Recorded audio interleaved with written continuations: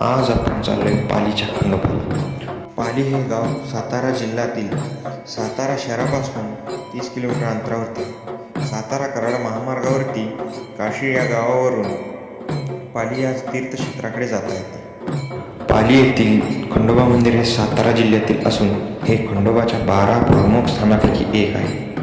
इथे पौष पौर्णिमेला खंडोबा आणि म्हाळसा यांचा विवाह सोहळा साजरा केला जातो. हे मंदिर पुणे बेंगळूर राष्ट्रीय मार्गावरती आहे. हे मंदिर खंडोबाच्या 12 प्रमुख स्थानापैकी एक मानले जाते. खंडोबा मंदिर हे तारी नदीच्या डाव्या तीरावर असून सुमारे 500 वर्षापूर्वीचे हे मंदिर आहे. श्री क्षेत्र पाली ही खंडोबा म्हाळसा यांची विवाहभूमी. साक्षात खंडोबा म्हाळसा येथे विवाहबद्ध झाले. जनश्रुतीनुसार म्हाळसा नेवासे येथील तिमाशेठ वाण्याची कन्या साक्षात पार्वतीनेच त्याच्या घरी जन्म घेतला.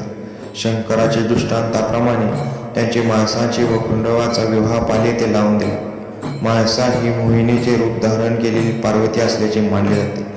तारी नदीच्या काठी वसलेल्या निसर्गरम्य गाव नेहमी भक्तांनी फुललेला असतो.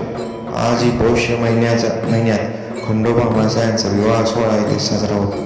मुळात या गावाचे नाव राजापूर येथील पालाई नावाची एक गवळ राहत होती.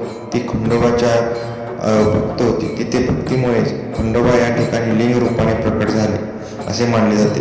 या पाल्याच्या नावामुळेच गावाचे नाव पाल असे पडले.